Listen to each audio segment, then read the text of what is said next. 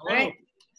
Terry, Bill McKibben. This is Terry, who is the wonderful organizer of this Decarbonize program with youth around the world. Thank you for your work. Oh, brilliant. Thank you, Bill. We're also excited here. We have Haya, who is joining us from Palestine. She is also, she was a part of another project that we're working on and part of Decarbonize last year. And then Alana, who is Alana Rumbles, joining us from Peru. And so thanks so much for letting us jump into your session. Fantastic. Well, it's good fun to be able to reach out, and we'll do our best to get you to be able to see the slides anyway, because they're kind of fun. And Terry, Bill said it is okay to record this, and then we can post it on the Decarbonize site and the social media stuff. Brilliant. Awesome. Okay. Yes.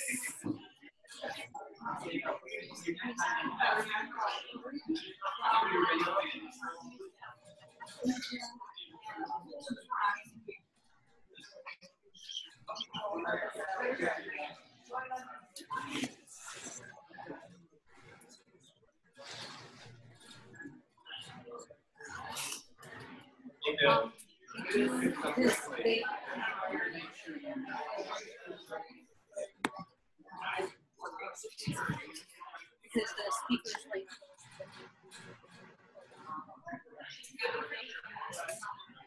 whenever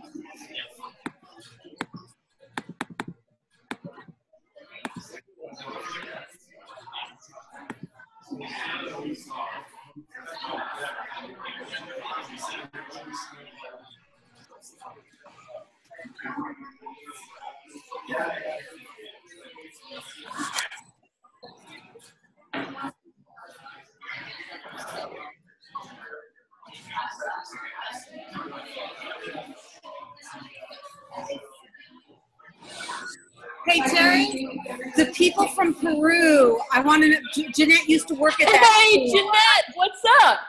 Who's that? It's Alana Rumble. Hey, what's up? Hey, I totally didn't clue in my mind when Bill was talking at the school in Ghana that, of course, the Lincoln School in Ghana, and that you would be there. Awesome. Who's there? So right now, I'm in the Little Theater. We have a few competing interests today because it's book week. We have a visiting author here that a few of the students are in. So I've got a couple students that are just coming in and out over lunch.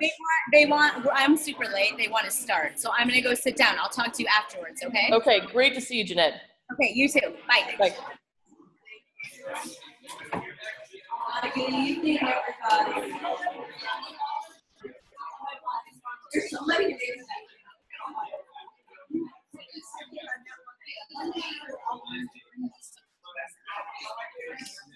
I can see the teachers in the room by the ones who are holding their hands up. Thank you, everybody. Thank you for everybody for coming here tonight. It's very exciting to have you here, and especially to have our guest speaker. I want to say also thank you to John Isham for bringing this idea to us and let us know the folks coming to Ghana and giving us this opportunity. And Tracy. And Tracy.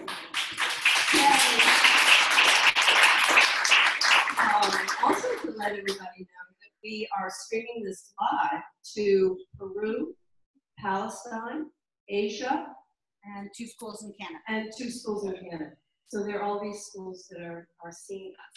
These are all the schools that we were working with, that our students were working with on the climate change These are many of the schools our kids were working with the Decarbonized Climate Change program when we went to Morocco this year. So this is part of our group, and since it's a youth voice on climate change, we thought it'd be great to invite them in to listen to Bill just like we're going to.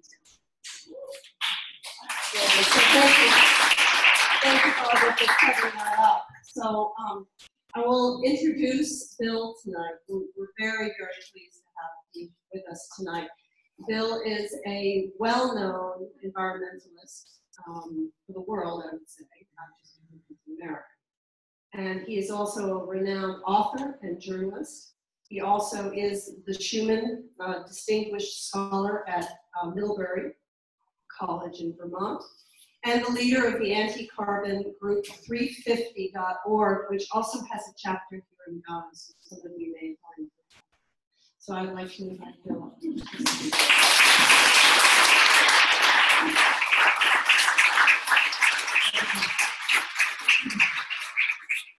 you very much. It is a pleasure to be here. My total experience in Ghana is now approaching 8 hours, so don't forgive me if I'm seeming a little foggy. It's a special pleasure to be here at this school. We're very glad that you've taken the microphone right by his mouth. It's hard to hear. And very glad that they're coming back soon to Vermont. John and I and Tracy are colleagues on the Middlebury College National Team. And they're very dear parts of our community, so it's been hard to come away for a year. It's really good to get to see where they are. So I've sort of thought a little bit about what to talk about tonight. And what I'm going to do is mostly sort of try and give you just a little sense of the international fight around climate change and sort of movement that's built. But before I do that, there's no point ever in talking about climate change without establishing for a moment the basic underlying premise, which is not whether or not climate change exists. Anybody who hasn't figured that out at this point is late to the party. The question is,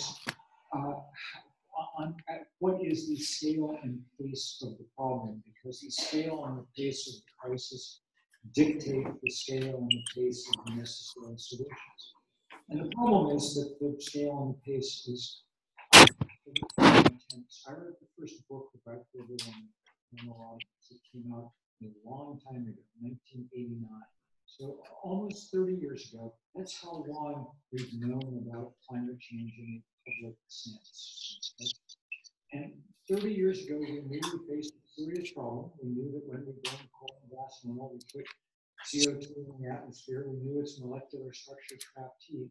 What we did not know was how fast and how hard that was going to pinch. And the story of the last 30 years is it's pinching much harder and much faster than we thought it would. 30 years ago, if you had told the scientific community, the people who were studying this most closely, that we would already have lost half the sea ice in the Southern Arctic, they would have said, no, that'll take another 75 or 80 years. People were not understanding that the ocean can quickly acidify. The ocean off the beach here, like the ocean everywhere around the world, is about 30% more acidic than it was 30 years ago. People did not understand how quickly we were going to see rapid destabilization in the planet's hydrological cycle. If you want one physical fact for the 21st century, it's that warm air cold, more water vapor than cold. That means we get more drought in dry areas, more rain in wet areas. That comes with floods. John and I spent the afternoon with truly remarkable young entrepreneurs at a place called Farmerline, who are busy figuring out how to get digital weather information out to small farmers around West Africa. And one of the things they said was that the need for this information has grown very sharply here because the traditional and relatively stable patterns of rainfall across West Africa are now bizarre and freakish and virtually impossible to forecast by any of the traditional means. The same is true all over the world, and we're reaching the point where it's having deep and disturbing consequences. The drought spreading out from Somalia now, closely linked to changes in climate, is estimated to be the New York Times called it recently the worst humanitarian crisis since the end of World War II. And it's remarkable to see. Welcome and hello. It's remarkable to see how quickly that damage from an altered climate is spreading. We've watched in America in the last few years, as you know, California, once regarded as the absolute sort of dream of plenty, has undergone a 5-year drought that is the worst drought ever recorded there, followed now this year by absolutely record rainfall in many places, fairly dramatic flood. That's the kind of cycle that much of the world now seems to be locking itself into. And this is with an increase in temperature of about 1 degree Celsius globally. We're on track at current, even if we implemented everything in the Paris Accords, even if, say, the United States decided it might even keep the promises it made in Paris, even if we did all those things, the temperature of the planet is still on track to go up about 3.5 degrees Celsius in the course of this century. If we do that, then we can't have civilizations anything like the ones that we're used to having. We're already in pretty grave danger of that. The last time carbon was as high as it is now on this planet, we passed 410 parts per million last week. For the first time, we think in about 5 million years that we've gotten that high on this Earth. The last time it was that high, the seas were eventually tens of meters higher than they are now. So I guess what I'm trying to say is this is by far the biggest thing that human beings have ever done.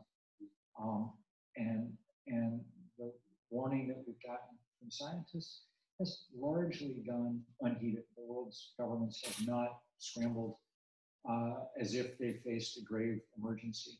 And that's particularly perplexing to understand, especially now, because it's more or less clear now what we should be doing to deal with the crisis that we face. 30 years ago, when I wrote that first book about this, it wasn't really clear if or how we would be able to get off fossil fuel. The alternatives were in scant supply and expensive and everything else. But engineers have done what engineers do, worked hard over the last couple of decades. In the last 10 years, the price of the solar panels has fallen about 80%. That's the most hopeful and useful statistic on the planet. In fact, the reason that I'm in Africa mostly, aside from getting to see my excellent colleagues around the continent in places like G-Rock, who are doing amazing work, the reason I'm mostly here is to do a story for the New Yorker about the very rapid spread of solar power in parts of Africa. I've been going over the coast and under Tanzania and looking at some of the interesting things that are happening as the price of the solar panel plummets. But it hasn't happened yet, and we're not on a course to have it happen anywhere near fast enough to catch up with climate change. There are a few places in the world that have done so and demonstrate that it's possible. So last year, Denmark generated about half its power from the wind, which either proves that the Danes have somehow stolen the world's wind supply, or that they are putting to use the technology that everybody has at their beck and call now. Without going into it in great detail, this combination of the fact that we face the deepest crisis we ever faced, and that there's a fairly obvious, if not simple, but doable solution to it, leaves you with a mystery, which is why we haven't pursued it far more than we have. And the answer to that, as far as I'm concerned, has become fairly clear in recent years. And that's that the fossil fuel industry has been strong enough and powerful enough to keep it from happening on the scale that we need. I spent having written that first book all those years ago, I spent the next 10 or 15 years, well, I thought arguing about climate change. And since I'm a writer and an academic, of course, the correct answer would be to write more books, produce more journal articles, hold more symposiums, so on. And eventually the world would come to its senses and leaders would act on this, and we would win the argument. That turns out not actually to be how the world works, much as one might wish.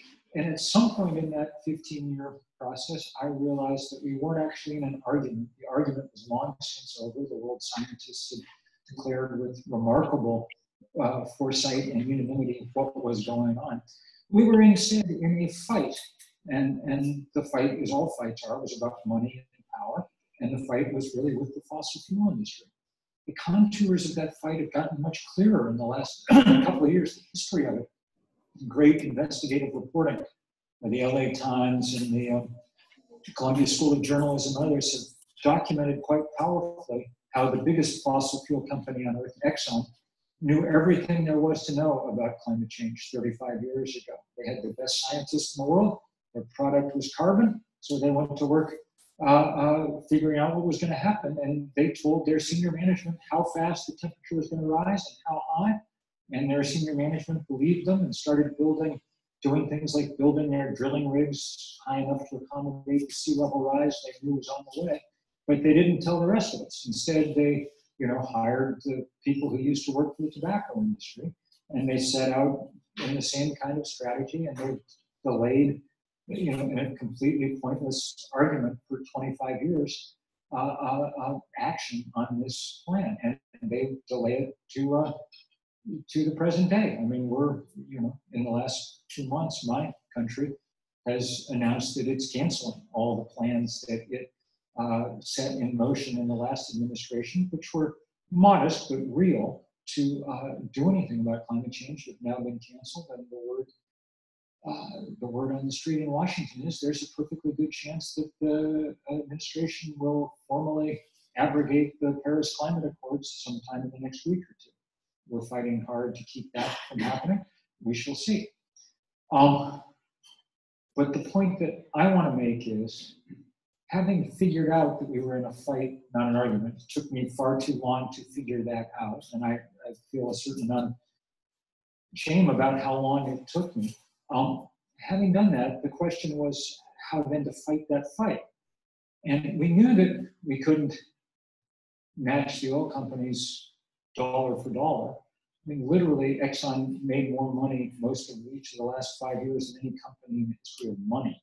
Okay, so that was not going to happen.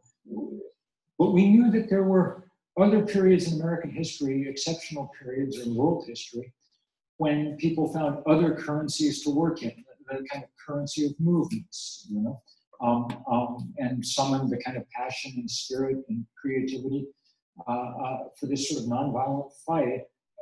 And we set out to try and see if that could happen, if there could be a climate movement. We did it not knowing at all what we were doing.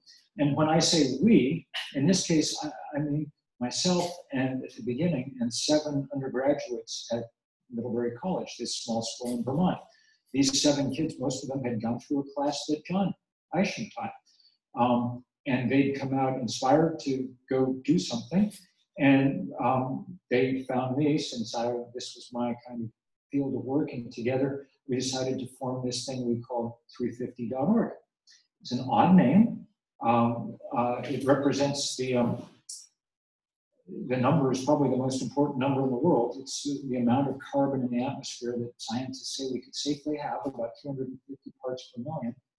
A number, sadly, that we're very well north of. As I said, we crossed the 410 threshold last week. We're going up about 3 parts per million per year. That's why the Arctic is melting. That's why Somalia is drying out. That's why we're way past where we should be. We're the equivalent of the patient who goes to the doctor and the doctor says your cholesterol is 100 points too high, and I think you've already had a stroke and you should do something about it.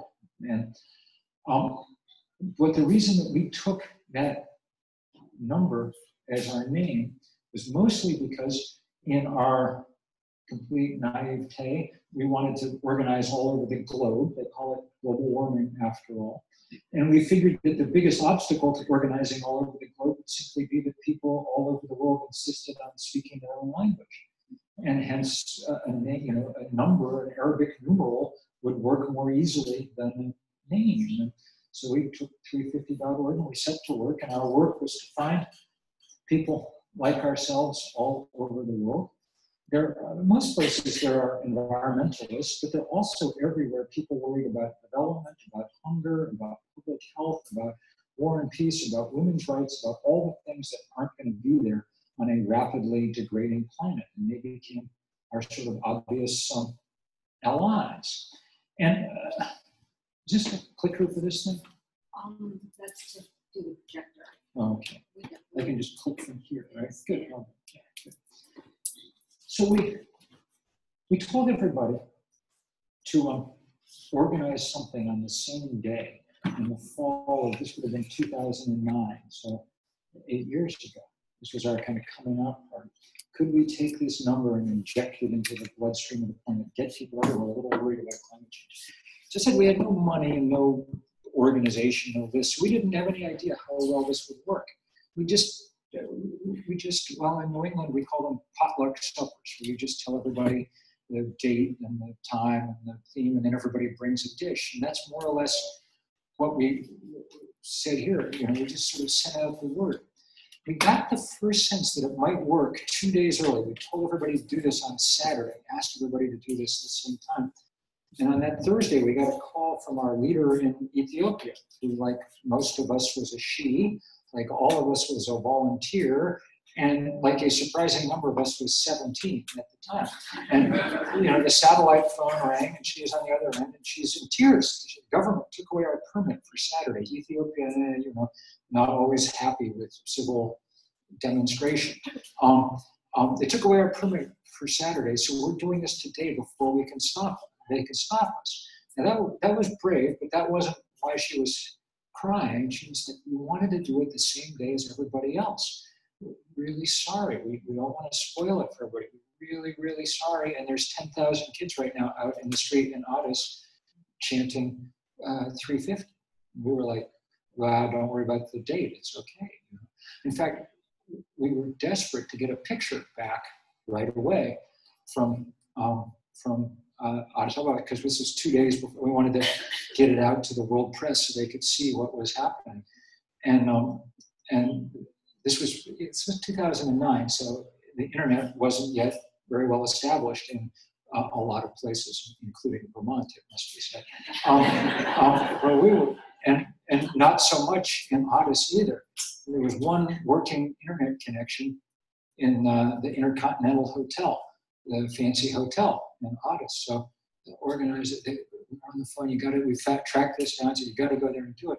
Well, they wouldn't let our organizer in the door of the Intercontinental because they didn't, I guess, really want just sort of everyday Ethiopians wandering around in their nice hotel. Finally, she found somebody to carry it inside and sit down on the computer and get the picture out. And within a few hours, it was on the front page of Le Monde and the Financial Times and whatever.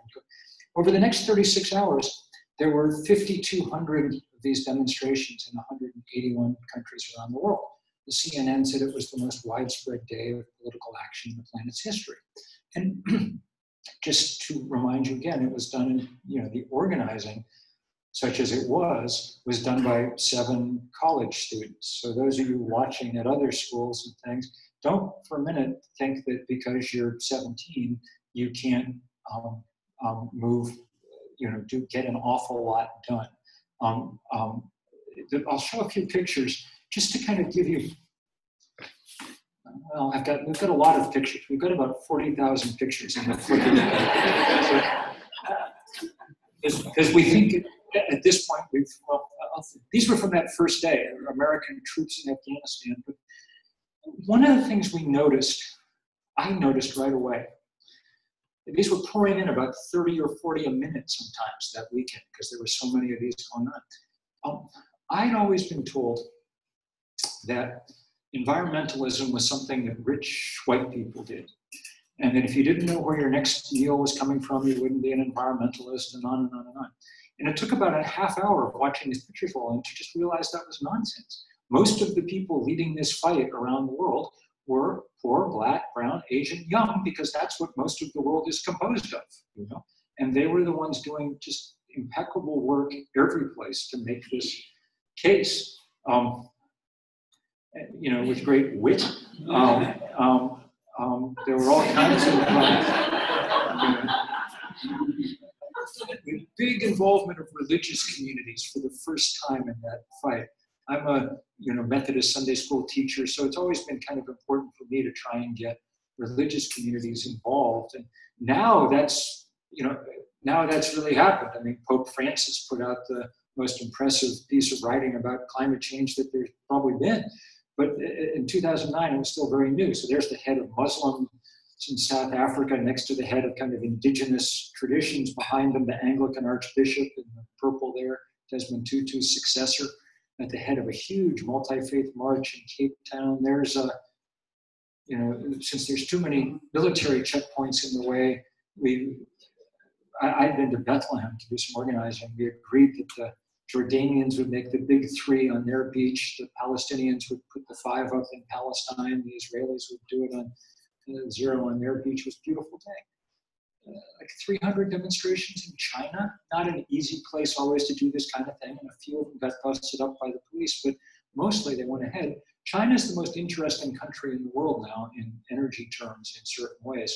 It, as you know, put up a heck of a lot of coal-fired power plants. Its cities are choked with smog, but it's now moving in the other direction just as fast as it can and installing renewable energy at a pace far greater than any place else in the world.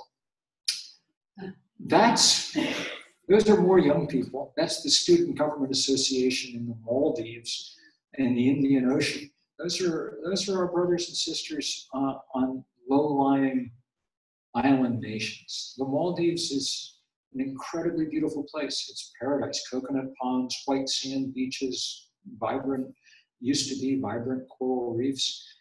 Its biggest problem is that it's, the entire archipelago upon which people have lived for 5,000 years, the highest point is about 2 meters above sea level, which is a really bad place to be on a rapidly warming planet. But they're fighting hard and creatively, in that case, holding their meeting in the lagoon to showcase their problem.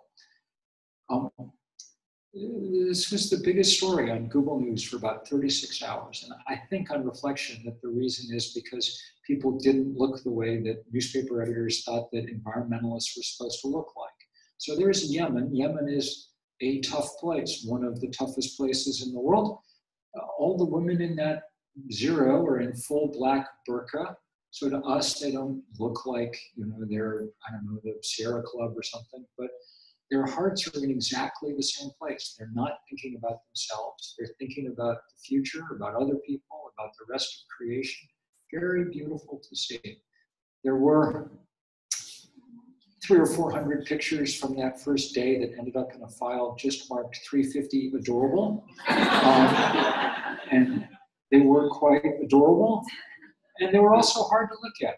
I mean, those girls may well be refugees in the course of their lifetime, and obviously not from anything they did. One of the things always to bear in mind about climate change is it follows an almost perfect inverse law. The less that you've done to cause it, the more likely you are to be slammed by it hard and fast, okay? So we've gone on to hold, we think, about 20,000 of these demonstrations all over the world. And we really like doing it. It's the kind of work that I think we got good at because we made so many friends, so many places. We just love doing it every place. And, tough places and obvious places. And there were turns out there's lots of big cities in the world that I've never even heard of before, and places that I had heard of, but in other contexts, this is a lot of fun, this kind of work. And we did it with big art installations. There's 3,000 people in Britain in blue raincoats making an image of King Canute trying to hold back the rising seas. There's several thousand people in the DR making the by now all too familiar image of someone having to flee through the roof of their house as it floods. And there's a scarab beetle pushing solar panels across the Egyptian desert.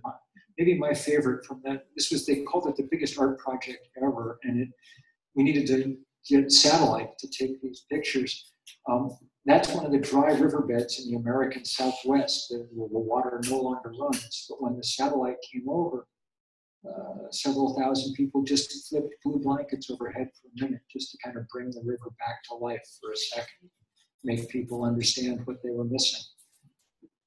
This work is exactly the work that we would like to keep on doing and nothing else, you know. And if we had 50 years, it's what we would keep on doing, because basically humans change best when you do some education and one generation kind of teaches the next, and you get a slow, gradual transformation of economies and cultures and things. That's really how things work best. You know, it's the least traumatic, least expensive, least. Our problem is we don't have 50 years. Our problem is we really had to start 25 years ago, and we didn't, and we're now way, way behind, so we have to work very fast. So our work has, you know, our portfolio of work has expanded from education also to various kinds of confrontation. These are a few pictures from a fight that, you know, I was intensely involved in, but is just symbolic for most of you. This is for the fight about what was called the Keystone Pipeline in the US, an oil pipeline that would have run from the tar sands in Canada down to the Gulf of Mexico. And we got involved in it because the greatest climate scientist in the world, a man named Jim Hansen at NASA, wrote a paper saying there's so much carbon up in the tar sands in Canada, this one deposit, that if you could burn it all, the recoverable oil, if you burned it all, the atmospheric concentration of CO2 would rise from 410 parts per million to 530 parts per million, just from this one deposit in this. There's 7 or 8 big carbon deposits like this around the world on that scale, okay? So we decided we'd need to try and stop this pipeline. The oil companies had never been beaten before on any project like this, and so people said we had no chance. In fact, they took a poll of all the experts, energy experts in the country that summer as we were starting these protests, and 93% of them said that the company would have its permit by the end of 2011, that year. Instead, more people went to jail than had gone to jail about anything in the United States for about 30 years, 1,200 and some people off to jail over a couple of weeks, and that kind of started a swell of protest around the world and back in the United States. And eventually, President Obama decided that they would wait till after the next election to make a decision, which was fine with us. And then once he got through his re-election, then he decided maybe they should wait till after the next midterm election. That was okay. Finally, they decided not to do it. And that was good. It was good because it kept a lot of oil on the ground. More importantly, it was good because suddenly lots of people were watching this around North America, and suddenly every single project that the fossil fuel industry was undertaking was being fought. Every new coal-fired power plant, every new coal mine, every pipeline, every fracking well, not just in the US. I mean, people have obviously been doing this on their own accord, all kinds of places, but this victory, I think, helped get other people engaged in some of the same kind of work. So our colleagues in Australia, who now have largely blocked plans for what would have been the largest coal mine on planet Earth. Or the wonderful work of people here in Ghana standing up to coal-fired power, which is really inspiring. Really inspiring in part because places like this have the capacity to leapfrog, just as Africa leapfrogged with telecommunications a generation ago straight into the cell phone age. So there's the possibility for this to be the first continent that really leapfrogs spectacularly into the renewable energy age and takes advantage of the extraordinary resources in terms of sun and wind that bless this continent. So it's incredibly good to see that kind of activism underway. it comes late. These pictures are from a project we did called Connect the Dots, where all over the world people rallied a couple of years ago in places that were already feeling the serious sting of climate change. So, you know that in the last 2 years, we've lost an extraordinary percentage of the world's coral reefs. I was in the South Pacific with our crew this time last year when a wave of extremely hot water went across the Pacific Ocean in the course of 2 weeks, killed in many places 80–90% of the corals. The Great Barrier Reef off Australia, which is the largest living structure on Earth, it probably is no longer the largest living structure because huge parts of it are dead now, and dead in a matter of weeks, something that's been there for millions of years. But rivers drying up and drought taking place.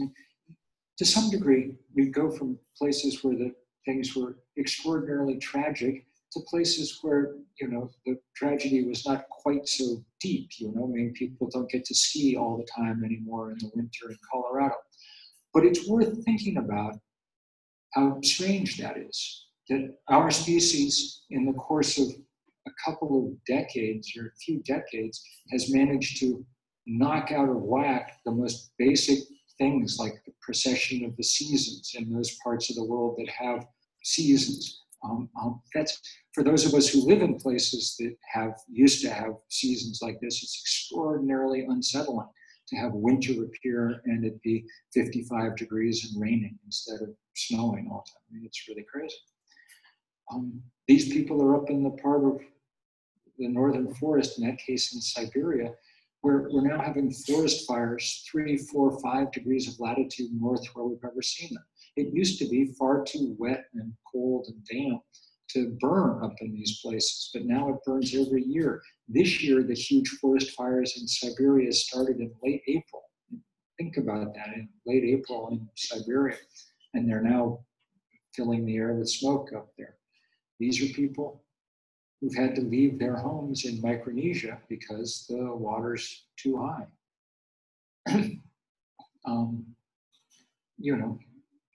Every place we get that cycle of drought or flood. These people are in the part of Pakistan that in 2010 had the most epic flood since Noah.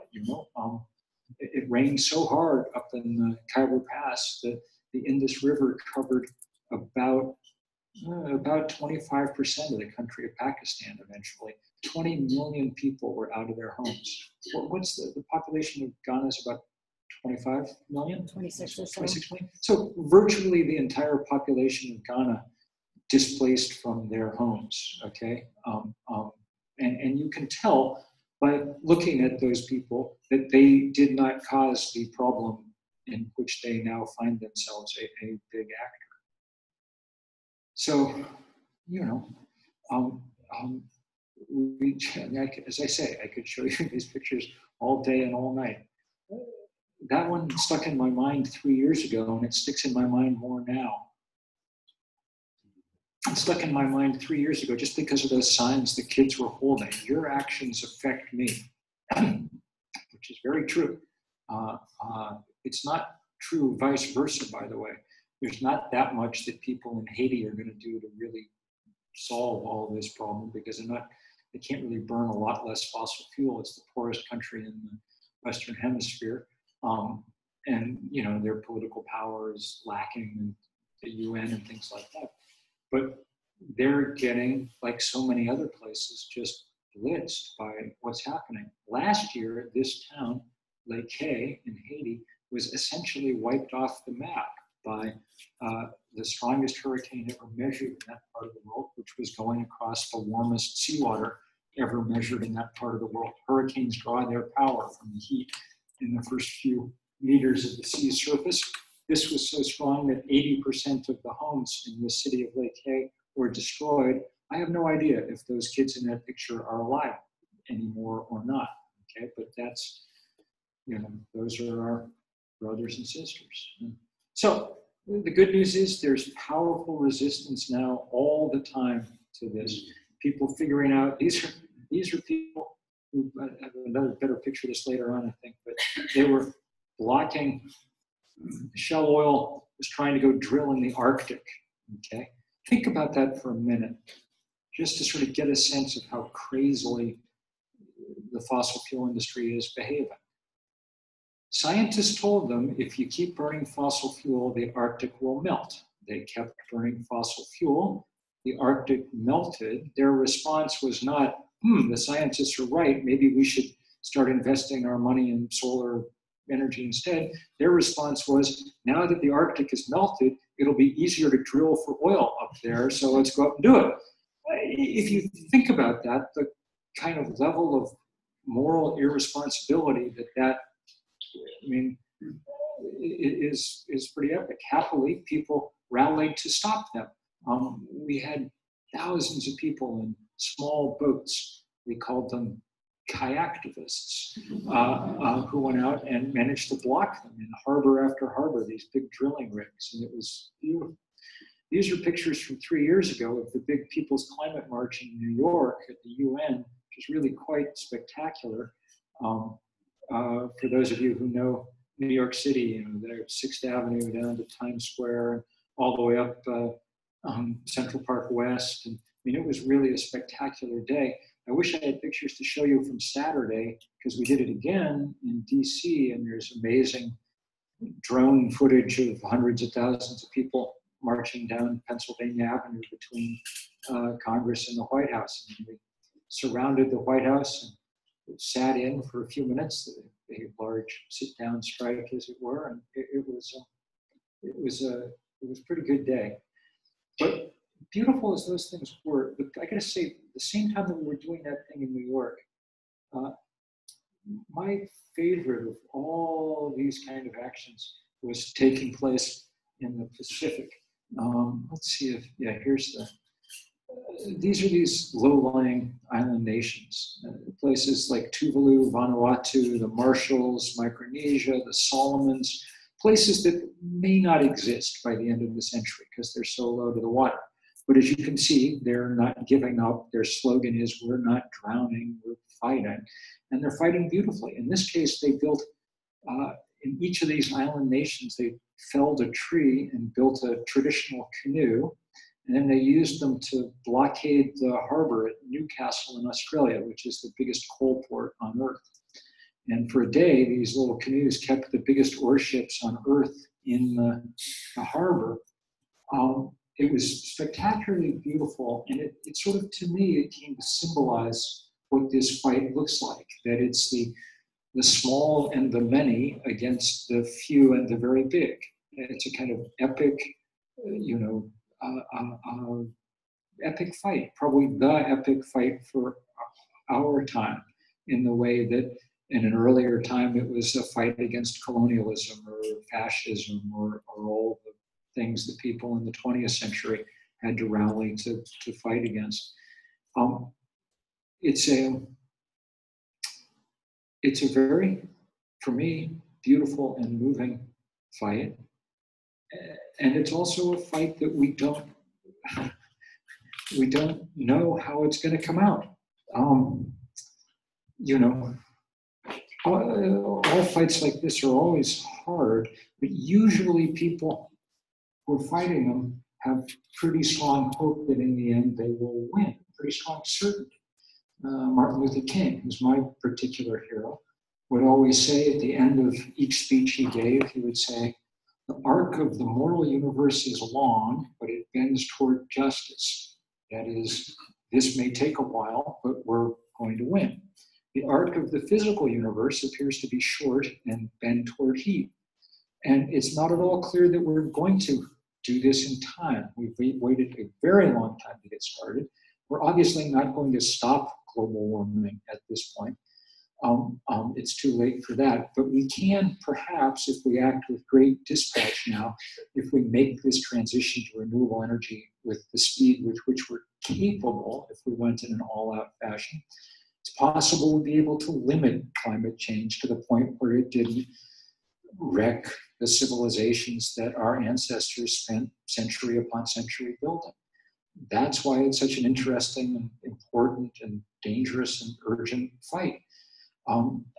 I guess one way of saying it to you all is the planet is way outside its comfort zone now. You can tell because all the ice is melting and so on. That means that to one degree or another, we need to be outside our comfort zone some too. And that'll mean different things in different places to different people. It's meant for me lots of things I wouldn't have predicted when I started. I've now, been to jail a number of times and things like that, which you don't need to do that necessarily, but you do need to figure out ways to dig in, because this is actually the fight of our time. And we're past the point where it can be solved by individual actions. Those are important. I mean, my house is covered with solar panels, and I drive an electric car, eat lower on the food chain, and all those kind of things. They're all right things to do, and I assume people are doing them. But we're not any longer at a point where we can make the math of climate change square by doing those things. What we really need is for people to be less individuals a little while and join together in the kind of movements that history would indicate are the only things large enough to make the kind of basic changes to policy and politics that would allow us to change quickly. So that's why I'm so grateful that there are people like the people from GROC and others who have stepped up all over the entire world to do this kind of work. And I'm always in awe of them, especially when they come from places that have done very little to contribute to the problem. Since, I come from a place that basically caused the problem in very large measure.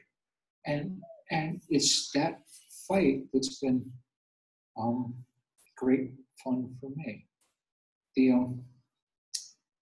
I think the thing, I'll tell you a story because it just came to mind. I'll tell you a story about because I was thinking, as I was showing the pictures, I was thinking for the first time in a while about those arrests that when we started to fight against the Keystone Pipeline. And I was the one who wrote the letter asking people to come get arrested in Washington, which is a hard, not a really fun kind of letter to write exactly. And one of the things I said in it, and I will repeat this since we've got young people from a number of continents listening in today. One of the things I said in it was, I did not think that young people should have to be the ones who took this particular burden. They're doing most of the fighting, as you can see from these pictures around the globe. They're doing an awful lot of the work. But if you're, 21 or something, having an extensive arrest record might not be the best thing for your career prospects, or whatever. One of the few blessings of growing older is that past a certain point, what are they going to do to you? It's, and so, when we did that, we didn't ask people when they were getting arrested, how old are you? That would be rude. But cleverly, I think, we said, who was president when you were born?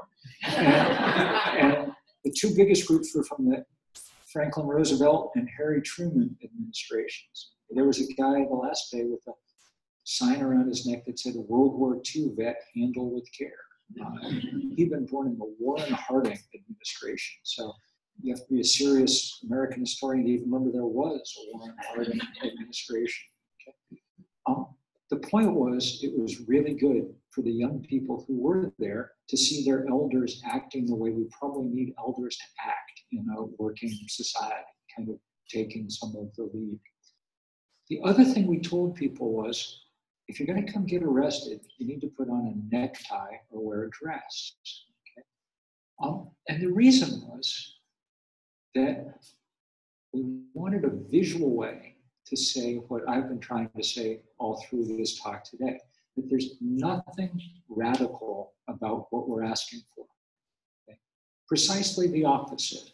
And if you think about it, all people are really asking for is a planet that looks something like the planet that all humans have lived on throughout the 10,000 years of human history.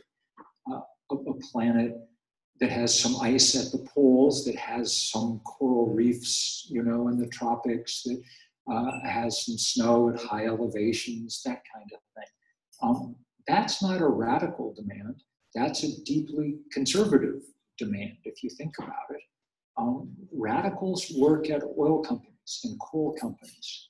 If you're willing to make your fortune by altering the chemistry of the atmosphere, and you're willing to do it after scientists have told you what will happen, and you keep on doing it once those predictions have become borne out, once you've watched the Arctic melt, then you're a radical on a scale we have not really dealt with before on this planet. And so our job, I think, is just to figure out how to check that radicalism as best we can.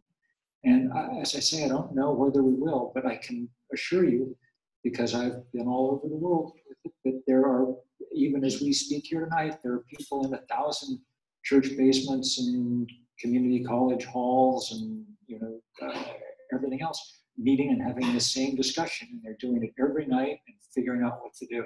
So it's a real pleasure, especially to be among people who are doing some of this work, and just to get to say thank you. And I hope that many of you will join in going forward. Thank you all very much.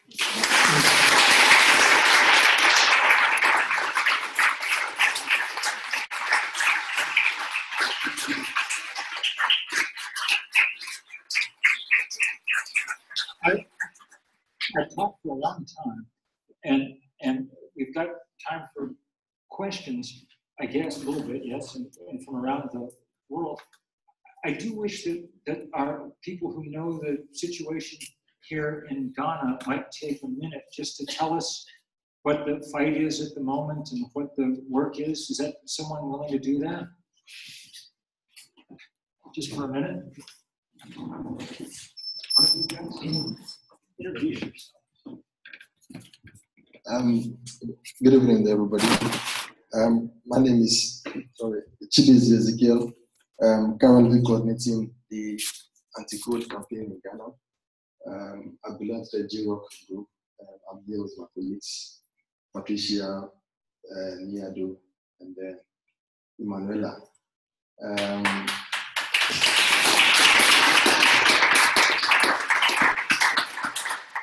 With the support of 350 Africa, we campaign aggressively against the government's intention to establish a coal-fired plant at the Confino Central region. We did a lot of campaign. We did press conferences. We wrote letters to the respective ministries expressing our disagreement because of the negative impact of coal plants. And then we again preferred solution that we think that renewable energy is more preferable to coal plants. The campaign, we will say, has been extremely successful to the point that even last year, around October, September, even among government officials, they were a bit confused. Whilst one minister says that we're going for coal, another minister says we're not going for coal. So at least even among the government agency, we realized that there was not complete agreement in terms of going the way of coal.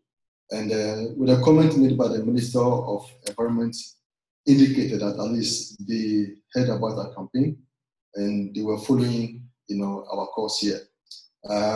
So we even had other political parties trying to find out their perspective prior to the elections, which was held last year in December, to find out from the various political parties their position on coal plants.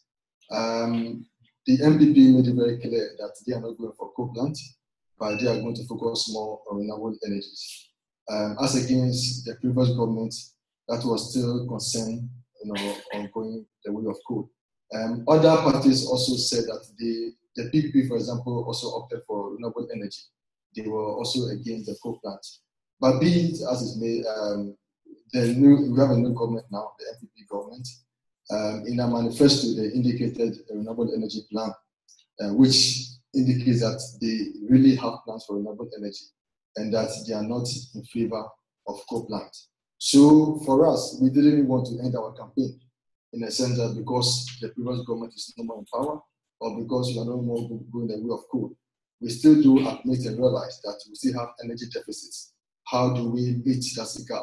So we then have to re-strategize to now focus more on pushing renewable energy campaign. So moving forward, that is what our energy is going to be based on. Just to give you a couple of highlights. One of the things we've learned, from other colleagues across the world in terms of advocacy is to use evidence-based approach. We've read about what is happening in other continents and other countries, but how do we demonstrate from the Ghana context that indeed renewable energy is feasible or possible in Ghana? So in the next couple of weeks, we'll be visiting a couple of communities in Ghana who have experienced renewable energy because of the activities of the private sector. Because the private sector have gone out to sell solar products to them for people to use.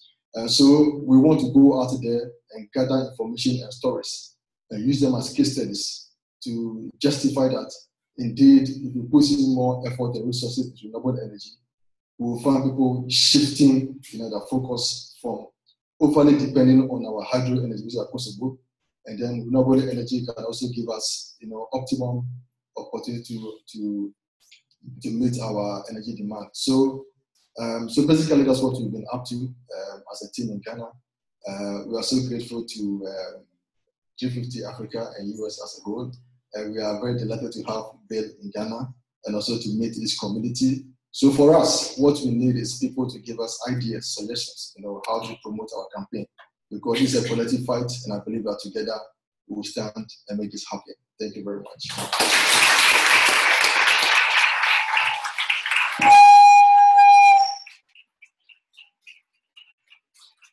Hey,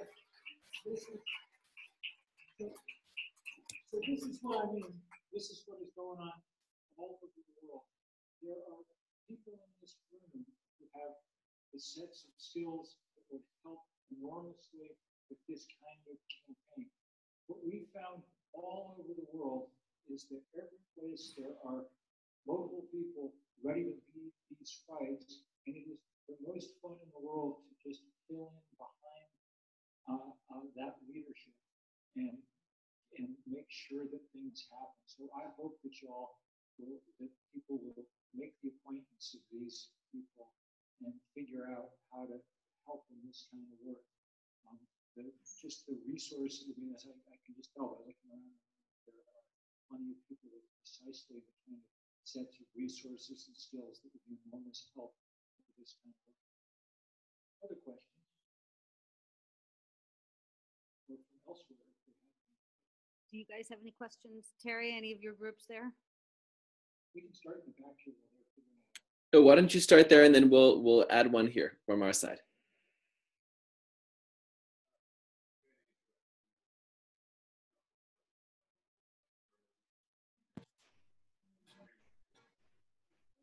This is, no reason for everyone to know this story, but the New York Times just called a really popular columnist who's apparently a famous climate denier. And I don't think that's why they did it. They wanted a conservative to help explain. I think people in the New York Times and places. Barb, we can't hear over here. Figure out where Mr. Trump came from and how that happened. So they're sort of touchy. But what it exemplifies is how badly that certain class of politicians in the U.S. has been about climate change. It's the world capital of climate denial. About 30% of Americans don't believe the physics of climate change. And it's entirely because it's the place that's most addicted to fossil fuel. It's where the fossil fuel companies are the strongest. And hence the place where, as I say, they've poured millions and millions of dollars into, just as they did with tobacco, to try and spread. It's worth remarkably. Barb, we still can't hear. We've built a movement that's begun to win big wins, but not fast enough. They've, for 25 years, managed to keep things from happening. And that may turn out to be the 25 critical years. And that 25 years is likely to show up 10,000 years from now in the geological record. When these protections got out of control. So they've been incredibly successful at this work, and it's a shame. Terry, you got something? Question? We do. We'll pass the microphone to our friends in prison. And just a heads up, we're having Bill, we heard you clearly before, but just when you took the microphone back now, it got really quiet. So if there's any way that that would be helpful. Alana, over to you. Hi, Bill. It's been a pleasure to hear you speak today. I've actually worked with one of your friends and colleagues before, Jared P. Scott, who I know worked with you on a great film called Do the Math, and also worked on Disruption just prior to the New York Climate March. He was actually a keynote speaker here at a conference we had just prior to the UN COP20 in Lima, Peru. One of the things that you've been talking about is the need for people to join together in a movement. And one thing that we're really big on here at Colegio Roosevelt is collaboration. We love to partner with Terry and the Decarbonize team. We've been headed to the UN climate talks in both Lima, Paris, and Morocco. How does 350.org partner with other organizations in this fight to make sure we get our carbon levels to lower than 350 parts per million? So basically, most of what we do is just partner and collaborate. People have set up 350 chapters in various ways all over the planet. Like me, mostly all volunteers. We try our best to help. We have now about 100 staff around the globe, and so for instance, here in Africa, we've got a couple, several wonderful people. I think Landry down here, one of my favorite colleagues, and there's some remarkable people. So we do what we can to help with resources, with ideas, with connections, with all those things. Mostly, people just take the ball and run with it wherever they are. This was when we started 350. Our idea was, remember, the internet was really just like Facebook and stuff was just starting in 2009. It's hard to believe now that there was a time before Facebook, but really it wasn't that long ago. And our conscious decision, since we were small and the problem was so large, was that we would try and be sort of the first open source movement that there'd been. And instead of kind of guarding the logo and worrying about the brand and stuff, just everybody was welcome to take and do what they wanted, and we try to do, and that's what we still try to do. So that kind of, if we've got something good going, we'll do whatever we can to pitch in and let other people know about it and bring stuff together. And we always have actions of one kind or another going on. One of the biggest campaigns that's sort of global now, around pretty much everywhere, is this campaign for divestment from fossil fuels, to get schools, colleges, churches, everything to take their financial portfolio and get rid of the coal and gas and oil companies. And that's been very successful. About $5 trillion worth of endowments have now invested in coal or in part in fossil fuel, and that's put a lot of pressure on this industry, which is a good thing. So we're grateful for the work you all are doing.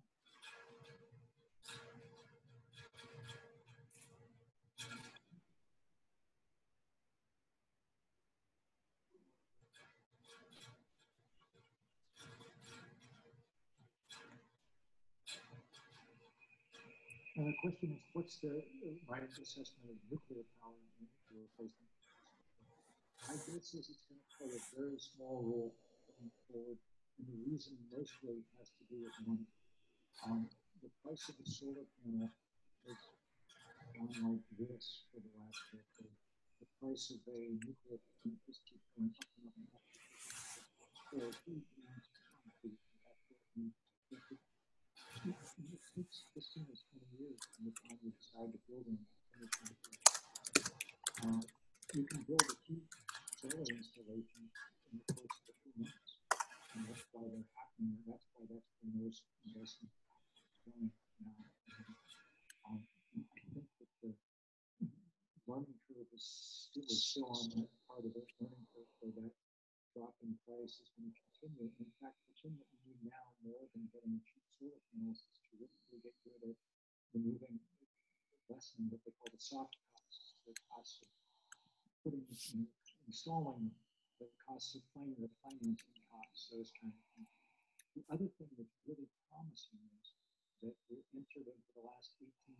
also into a period when the cost of batteries for storing electricity is now on that same plummeting curve. And that's really important because, great as it is, the sun does have the slight drawback that it goes down at night. And so it's a good thing to have ways of storing that energy for the times when we need it. And cheap batteries are a huge help.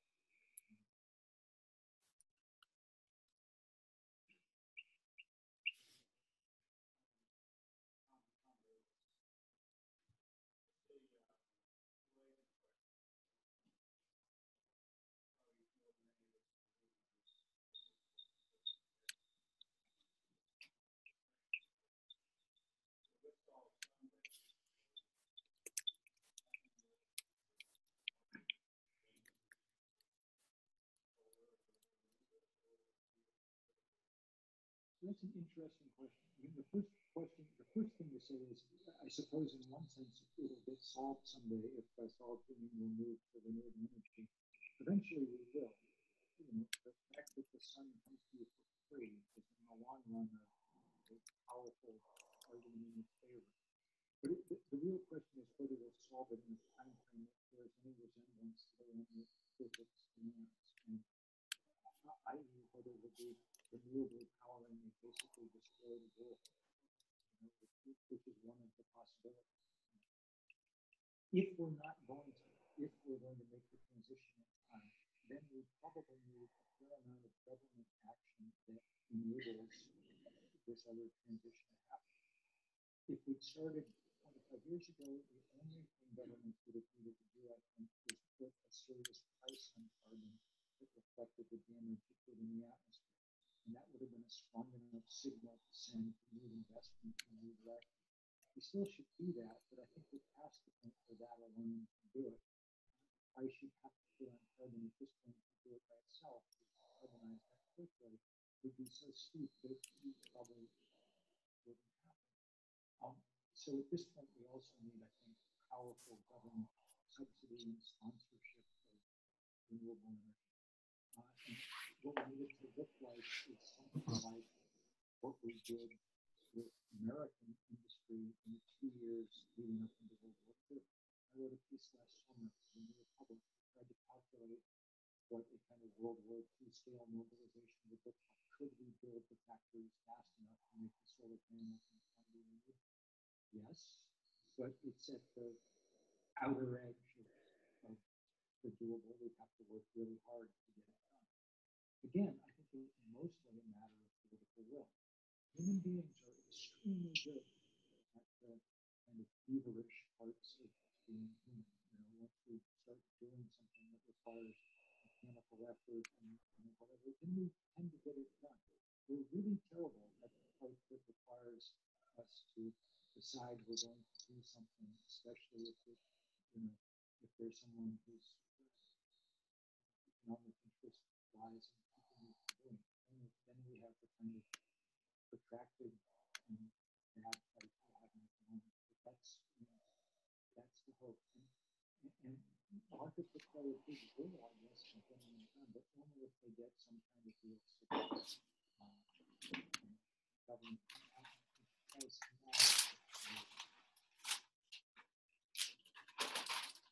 what the Chinese are doing to put a price on carbon. The Chinese are acting partly because they're very worried about climate change. The Coral River Delta is now the manufacturing zone in the entire planet and has trillions of dollars of wealth in it, and installed infrastructure in it. It's on average only about a meter above sea level. So they're understanding there, and they understand that the Yangtze and the Yellow rivers are dependent on the Himalayas remaining in their current form. But the more immediate concern, of course, in China is breathe the air in cities. I don't know how many people who have been listening to China. It's terrible. In India now, it's worse. Delhi is 5 million children in Delhi. Current estimate is that 2.5 million of them have irreversible lung damage just from breathing the air. So the number of number of benefits of getting off fossil fuel are enormous. I mean, I know from one afternoon's driving in the car that there's a certain amount of bus exhaust and things that one learns to live with. Well, you know, we're fast reaching the point when there's no need for that. You know, we can run buses and things off electricity now. And when you have them, then you have a quieter, cleaner city that works a hell of a lot better. So these are the places we need to be going and going fast. So I think the group here online needs to go, but they wanted to say one more thing to you. Carrie, you wanted to say something? Absolutely, Bill. Thank you so very much for sharing. I know that that the impact. We were just saying we had 4 different continents that were connected today in order to hear what you had to share in a school, and it really is a very special school. Our friends at Lincoln Community, they're part of the Decarbonize group, which brought together the world's largest synthesis of youth opinion on climate change, and the opportunity to have you touch. And as you continue to touch the millions and millions of people across, we just thank you so much for the opportunity to join in. Back at you guys, and many thanks for your efforts, and we'll see you at the Conference of the Parties down the road as we continue this fight. Excellent. Thank you so much. And thank you all very much. It really has been a pleasure to join.